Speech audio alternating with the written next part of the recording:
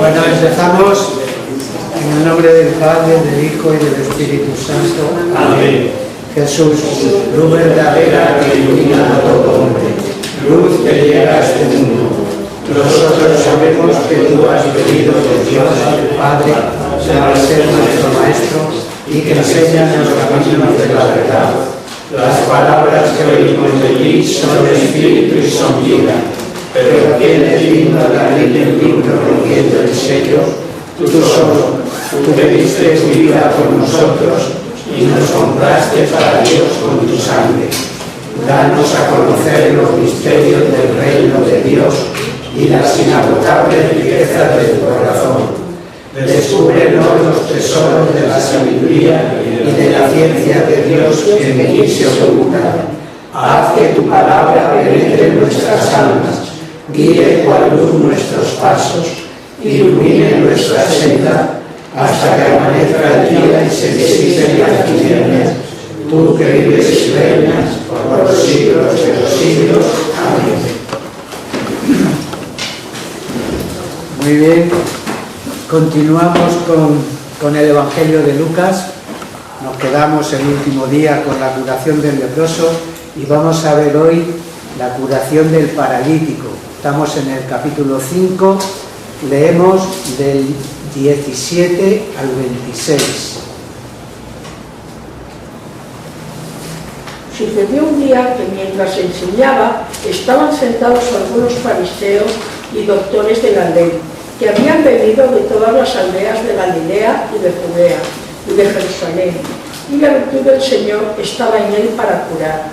Y he aquí que unos hombres que traían en una camilla a un paralítico buscaban introducirle y presentarse. Pero no encontrando por dónde meterlo a causa de la muchedumbre, subieron al terrado y por el techo le bajaron con la camilla y le pusieron en medio delante de Jesús. Viendo su fe, dijo: hombre, tus pecados te son perdonados. Comenzaron a murmurar los escribas y fariseos, diciendo: ¿quién es este que así blasfema? ¿Quién puede perdonar los pecados sino solo Dios? Conociendo Jesús sus pensamientos, respondió y les dijo: ¿por qué murmuráis en vuestros corazones? ¿Qué es más fácil decir: tus pecados te son perdonados? O decir: levántate y anda?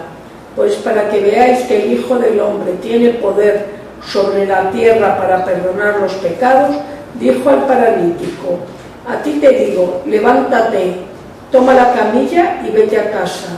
Al instante se levantó delante de ellos, tomó la camilla en que yacía y se fue a casa, glorificando a Dios.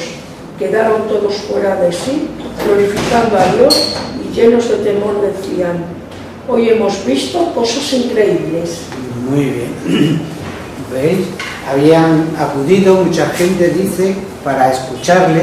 Estaba Jesús predicando, poniendo la doctrina, predicando el Evangelio, y probablemente en la casa de Pedro, en Cafarnaúm, y había tanta gente que no cabía, que no podían acercarse a él. Y se presentan estos 4 con una camilla portando a un paralítico y tratan de introducirlo. Como no pueden, suben por el terrado, abren el hueco y le pone ante Jesús. Fijaos, al ver Jesús la fe de ellos, dice, porque es interesante, no solo la fe del paralítico, seguramente habría pedido ser llevado ante Jesús para poder ser curado, sino también la fe de los que le portan, la fe de los que le llevan. Es decir, este hombre también es curado por la fe de los que le llevan. Por eso dice, viendo la fe de ellos, les dice: confía, hijo, tus pecados te son perdonados. Fijaos, la sanación de Jesús, el milagro que va a realizar es una cura total, y empieza curando el alma, perdonando los pecados. Cristo buscaba ante todo la cura del alma antes que la cura del cuerpo. Seguro que la expectación de la gente que lo escuchaba, de la muchedumbre que estaba allí en la casa, pues estaría expectante, esperando que se produjera el milagro. Pero ante estas palabras de Cristo, los escribas, fariseos, que dice que habían venido de Galilea, de Judea, de Jerusalén, yo creo que, y bueno, en el texto se da a entender, vienen más bien al venir de tantos lugares. Ya Jesús lleva mucho tiempo predicando.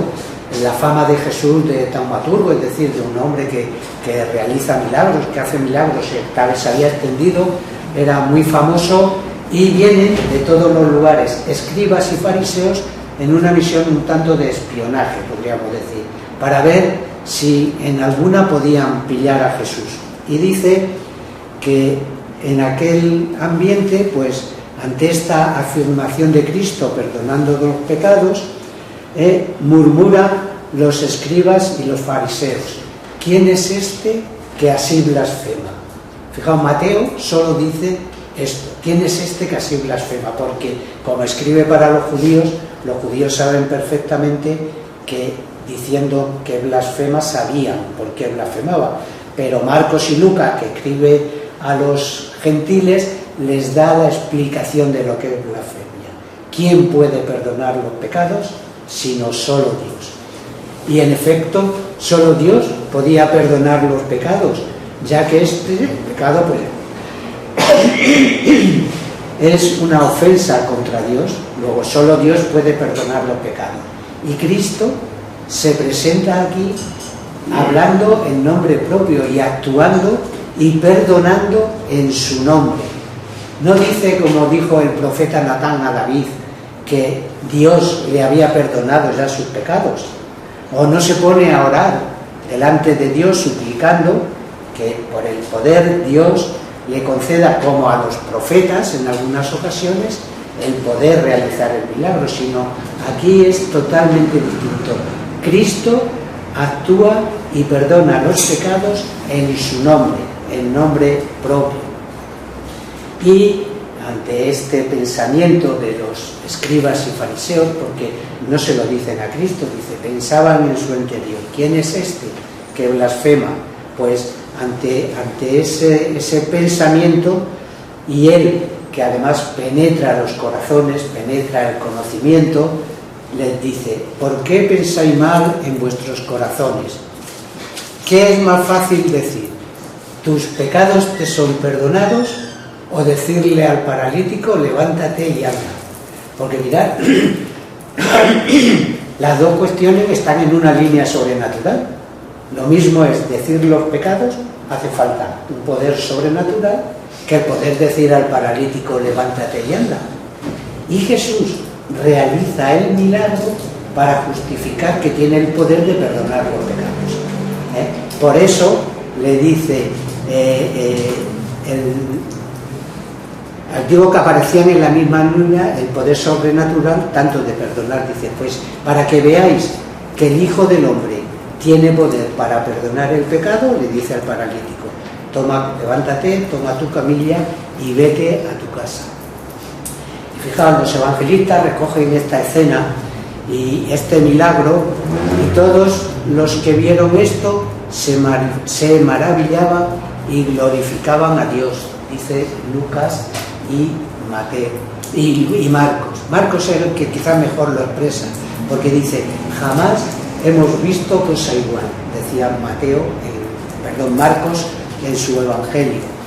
Dice: jamás hemos visto cosa igual. Efectivamente, habían visto muchos milagros, pero no para acreditar que tenía poder de perdonar los pecados. No, eso hasta ahora no lo habían visto.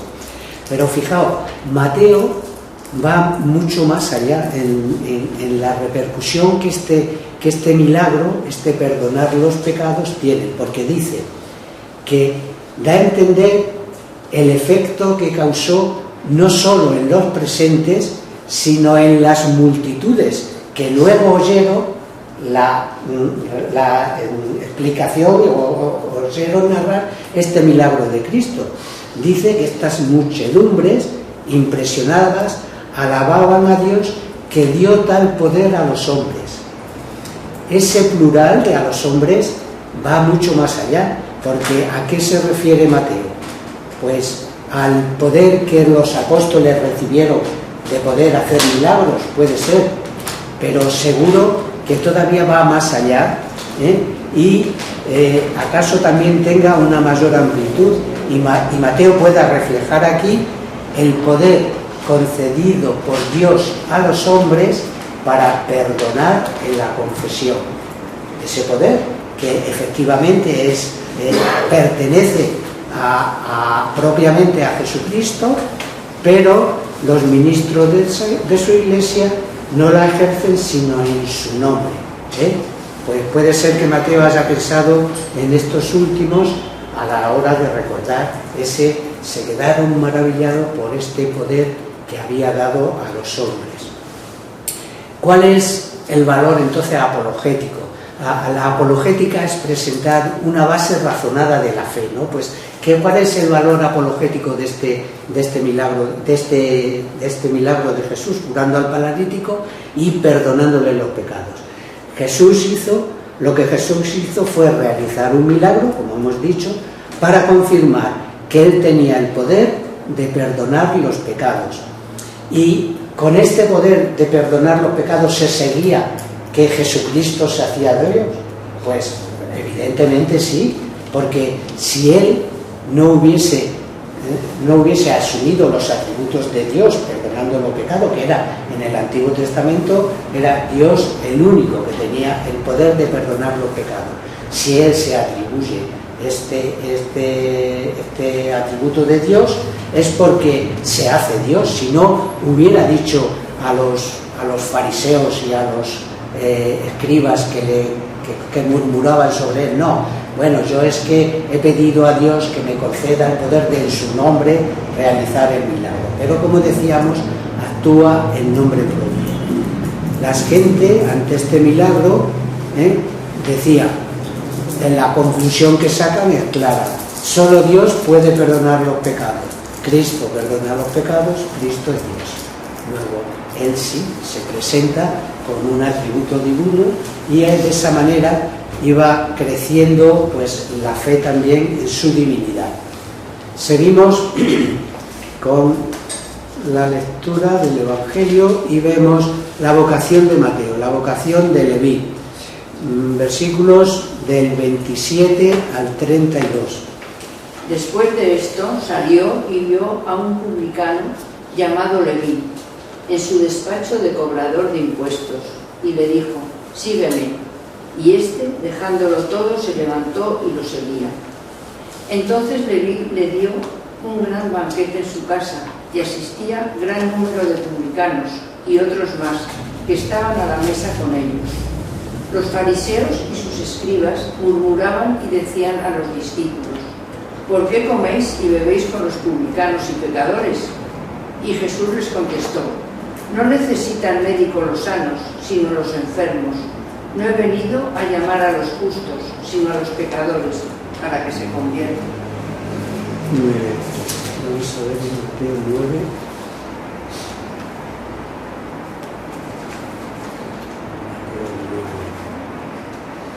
Bien. Como comento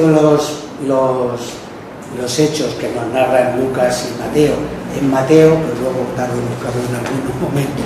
Bien, la vocación de Mateo. Dice que caminando hacia el lago, Jesús se encuentra con Mateo, que está en su telonio, en su puesto de recaudador de impuestos. Se encuentra con él, al pasar lo vio, se fijó en él y le dice: sígueme. Bueno, sabéis lo que eran los publicanos para los judíos, gente de lo más bajo de la sociedad lo tenían ellos por ese recaudar impuestos para los romanos, pero llegaban a tal punto que el Talmud, fijaos, no solo les asocia a los ladrones por las extorsiones que hacían, sino incluso a los criminales y asesinos, y les vetaban el que pudieran ser testigos válidos en los tribunales. O sea, les tenían por verdaderos verdaderos pecadores. Bueno, pues dice que Cristo pasa ante él y mirándole, fijándose en él. Seguro que esa mirada fue pues como un proyector que ilumina el alma de Mateo, y al decirle como a otros apóstoles, sígueme, el publicano se levantó y dejándolo todo le siguió. Y comenta el texto luego que poco tiempo después, sería pasado algún tiempo, no inmediatamente después, pues Mateo, en gratitud a Cristo y posiblemente para despedirse de sus amigos, le da una comida, le da un banquete en la que asiste Jesús con sus apóstoles, con sus discípulos y con Mateo y los amigos de Mateo, que probablemente serían publicanos y pecadores, como decía. Esta expresión de pecadores se está refiriendo a gente que no tenían una pureza legal, lo que no eran muy cumplimientos. Generalmente esta gente, aunque eran judíos, eran de raza ya mistificada. ¿Os recordáis que los judíos consideraban judíos auténticos pues prácticamente a los de Judea? Galilea y Samaria no tenían nada que ver, porque se habían mistificado un poco las razas. Los samaritanos tenían otro templo, en fin, bueno, ya sabéis que hemos hablado en alguna ocasión como a los samaritanos y a los judíos. Pues estos publicanos eran generalmente galileos o samaritanos de raza mistificada, y por eso les denomina y les llama también como pecadores. Al asistir Cristo con publicanos y pecadores a un banquete, levantó en los fariseos y en los escribas pues esa fuerte censura. Si come con pecadores y publicanos, pues es que se mezcla con ellos, probablemente algo tenga que ver con ellos. ¿Sería él justo? O sea, ¿sería él un hombre justo que come con pecadores? Y fijaos, la respuesta de Cristo no va directamente a los fariseos, aunque en el fondo va dirigidas a ellos. No tienen necesidad de médicos los sanos, sino los que están mal. Era la justificación de su conducta. Fijaos, si el médico no tenía ningún problema en asistir al enfermo que lo necesitaba, si incluso corriendo el riesgo de poder ser infectado o de infección, pues cuanto más Cristo, que viene a salvar y viene a salvar el alma, tenía que ir a donde estaba el mismo mal para curarlo. Y esa es la respuesta. Por eso dice que no tienen necesidad de médicos los sanos, sino los que están mal. Esta conducta de Cristo, aparte de ser la misericordia verdadera, pues era una pedagogía lógica. Era cómo atraería a los fariseos y publicanos y pecadores, o cómo cambiaría la conducta de esta gente si nadie se acercaba a ellos y nadie les exponía la verdadera doctrina, o nadie les estimulaba para cambiar o para el arrepentimiento. Jesucristo, en esta doble escena, da una lección con doble argumento. Es la enseñanza doctrinal y el hecho. Es la doctrina de la caridad enseñada una vez más, buscando las almas que necesitan una rectificación, y confirmando esto con un milagro moral, es la conversión de Mateo y del publicano Mateo, y con ello su elección. Cristo, con esta elección de Mateo, con este publicano, con este pecador, viene a salvar, a santificar y a enseñar la gran obra de la caridad por el apostolado. Y seguimos con el texto, seguimos viendo versículos del 33 al 39, capítulo 5. Ellos le dijeron: los discípulos de Juan y los de los fariseos ayunan con frecuencia y hacen oraciones, pero tus discípulos comen y beben. Jesús les contestó: ¿es que pueden ayunar los invitados a la boda mientras el esposo está con ellos? Pero vendrán días en que les quiten al esposo, entonces ayunarán. Les dijo además una parábola: Nadie corta una pieza de un traje nuevo para remendar un vestido viejo, pues estropearía el nuevo y la pieza nueva no caería bien en el viejo. Y nadie echa vino nuevo en odres viejos, porque el vino nuevo reventaría los odres, el vino se derramaría y los odres se perderían, sino que el vino nuevo se echa en odres nuevos. Y nadie después de haber bebido vino añejo quiere luego el nuevo, pues dice, el vino añejo es mejor. Bien, ¿veis? Cristo en principio elude la pregunta de los fariseos ante el por qué no ayunan sus discípulos. Y es fácil explicar, eludir la pregunta porque está hecha y está basada con un espíritu pues pretencioso y ostentoso farisaico. Y la respuesta de Cristo es: ante el gozo del esposo solo cabe, es hora de la alegría.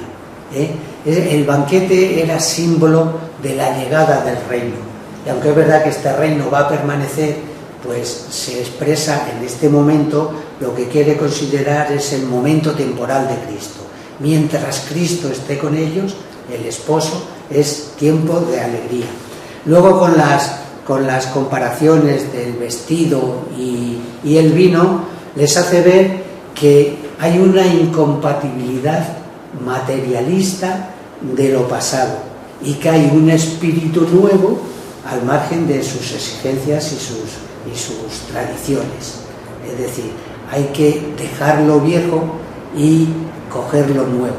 Esa doctrina nueva, esa doctrina que en la ocasión del curar el leproso, una doctrina nueva y nos la trae alguien que nos la expone como con autoridad. Y luego, con la última frase parece que está en contraposición, porque dice: y nadie que tenga vino añejo quiere el nuevo, porque dice, el añejo es mejor.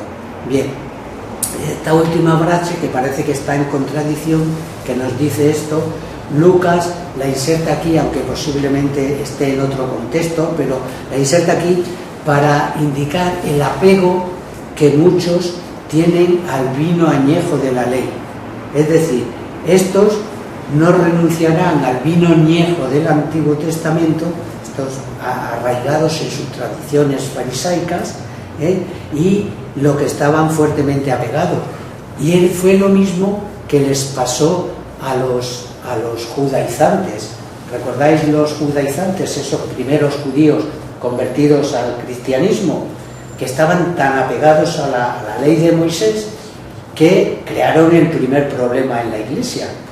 Estos judaizantes se presentan en Antioquía, donde estaban Pablo y Bernabé, y dicen que todos los gentiles que se convirtieran tenían que pasar por la ley de Moisés y tenían que circuncidarse. Y claro, Pablo y Bernabé, que ya han realizado su primer viaje apostólico, que han creado varias iglesias entre gentiles y que están incorporando a todos estos gentiles al cristianismo, dicen que no pueden pasar por el judaísmo los gentiles que se convierten, y se crea el primer problema, digo, que se soluciona con lo que se llama el primer concilio de Jerusalén. En el año 49, Pablo y Bernabé vienen y les exponen a los apóstoles pues el problema de que se les plantea con estos judaizantes. Y bueno, ya sabéis, lo leéis en el capítulo 15 de Hechos de los Apóstoles, que está muy bien explicado, muy bien dicho. Se reúnen los apóstoles y dice: hemos decidido, el Espíritu Santo y nosotros, para que veáis la acción del Espíritu Santo de que nos hablaba hoy el Padre en la homilía, cómo el Espíritu Santo es el que actúa en la Iglesia. Hemos decidido, el Espíritu Santo y nosotros, no imponeros más cargas que las necesarias. Y, por supuesto, los gentiles que se convertían no tenían que pasar por el judaísmo. Ese fue un gran problema y una gran lucha de Pablo que tuvo con sus judíos. Sabéis que lo hemos comentado muchas veces. Pablo, en sus viajes apostólicos, siempre empezaba predicando en las sinagogas, porque era donde predicó, igual que empezó Jesús lo hemos visto en numeradas ocasiones, siempre predicando en las sinagogas. Pero Pablo, hasta que llegó ya un problema en que tenía tal problema con los judíos, que entre que no le hacían caso o le perseguían o le complicaron tanto la vida que dejó de predicar para los judíos y se dedicó a los gentiles. Bueno, pues leemos a continuación capítulo 6, empezamos el capítulo 6, versículos del 1 al 11. Aconteció que un sábado, atravesando él por los sembrados, sus discípulos arrancaban espigas y frotándolas con las manos las comían. Algunos fariseos dijeron: ¿cómo hacéis lo que no está permitido en sábado?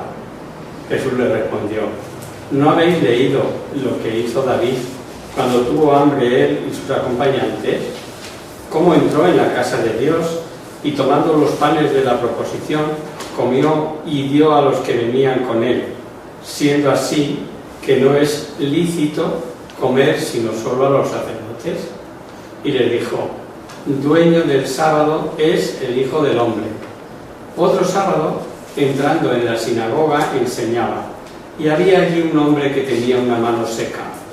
Le observaban los escribas y fariseos para ver si curaría en día de sábado, a fin de tener de qué acusarle. Él, que conocía los pensamientos suyos, dijo al hombre de la mano seca: levántate y ponte en medio. Él, levantándose, se quedó en pie. Díjoles Jesús: voy a haceros una pregunta, si es lícito hacer bien o mal en sábado, salvar una vida o perderla. Y dirigiendo su mirada a todos ellos, les dijo: extiende tu mano. Él lo hizo, y la mano quedó sana. Ellos se llenaron de furor y trataban entre sí qué podían hacer contra Jesús. Muy bien, ¿veis? Bueno, Jesús va caminando con sus discípulos y atravesando por medio de un sembrado, dice que los discípulos cogían las espigas, desgranaban los granos para comerlos, porque tenían hambre, dice el texto. Fijaos, la misma ley judía decía que esto estaba permitido, leerlo, Deuteronomios 23-25.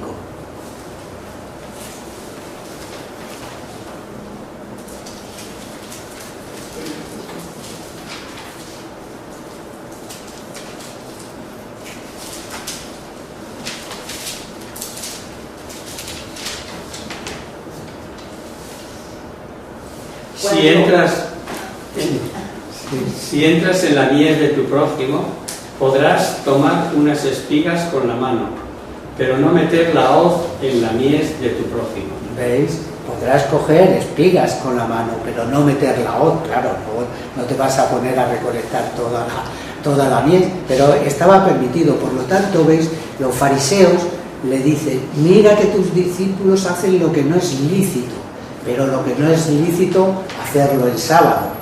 Por eso Jesús, ahora a continuación, les va a dar algunos ejemplos de la excepción que había también en el sábado, cosas que sí se podían hacer el sábado.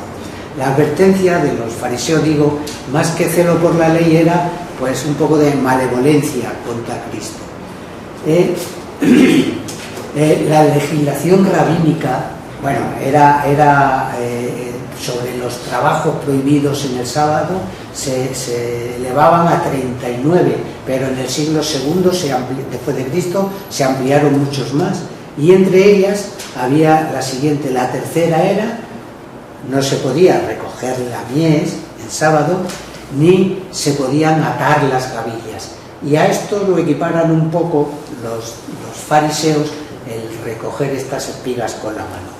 La respuesta de Cristo es doble. Primero, les hace ver que el mismo reposo sabático legítimo tenía sus excepciones. Y la segunda es que se presenta a sí mismo como dueño y señor del sábado. Por lo tanto, puede hacer lo que le plazca. Primero, le cita el caso de David.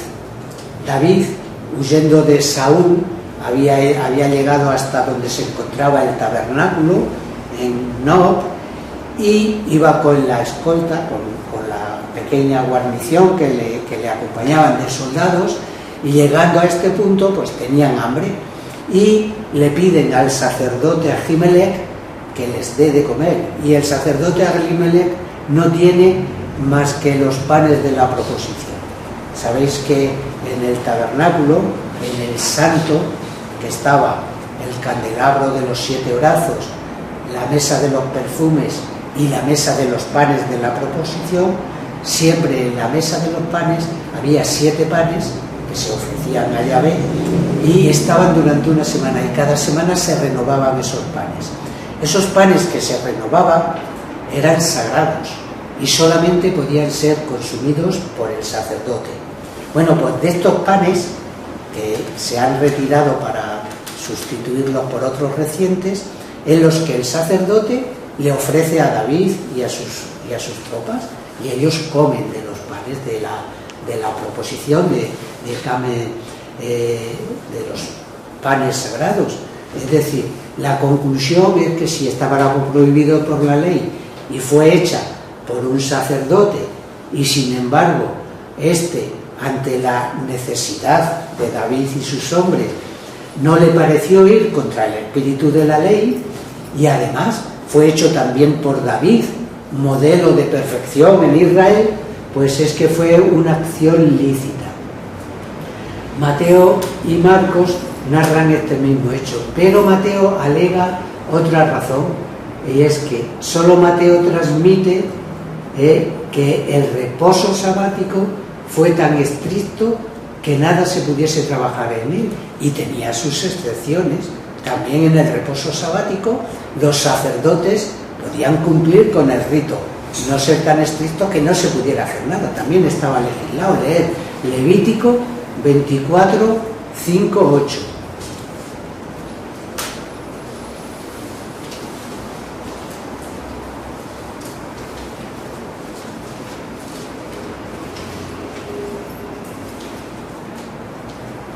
Pero el séptimo año es esa, ¿verdad? Levítico 24. ¿25 o 24? 24. Ah, perdón. 5, 8. 24, ¿qué número? 5, 8. Tomarás flor de harina Sí.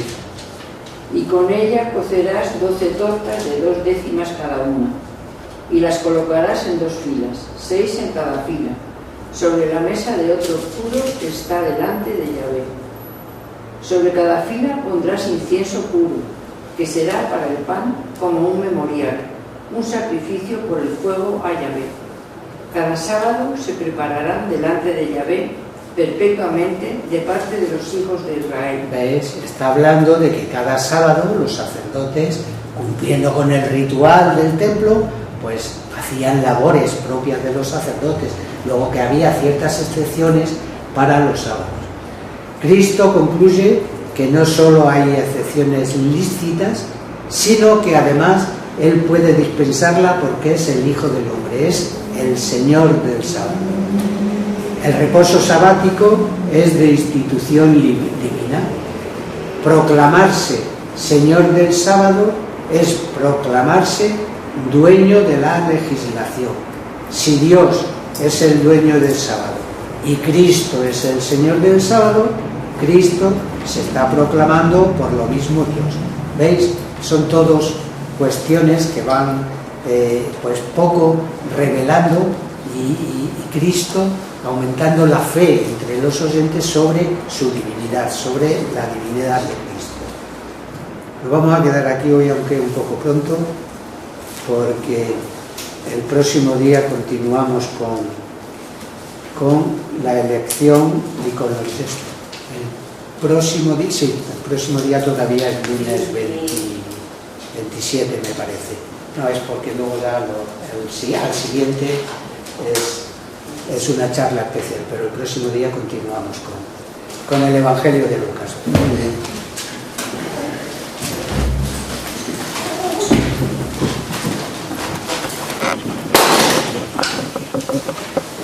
Virgen bella como la luna, delicia del cielo, en cuyo rostro se miran los santos y se contemplan los ángeles. Haz que nosotros, tus hijos, nos parezcamos a ti, y que nuestras almas reciban un rayo de esa belleza tuya, que no decae con los años sino que brilla en la eternidad. María, sol del cielo, despierta tu la vida donde haya muerte, e ilumina los espíritus en que haya tinieblas. Reflejándote en el rostro de tus hijos, concédenos un destello de tu luz y tu fervor. María, poderosa como un ejército, concede a nuestras vidas la victoria. Somos tan débiles y nuestros enemigos se sobrepecen con tantos estragos, mas con tu bandera nos sentimos seguros de vencernos. Él conoce el poder de tu bien y teme la majestad de tu mirada. Sálvanos, María, bella como la luna, única como el sol, temible como un ejército rodeado, levantado en pie de guerra, no por el odio, sino por la llama del amor. Amén.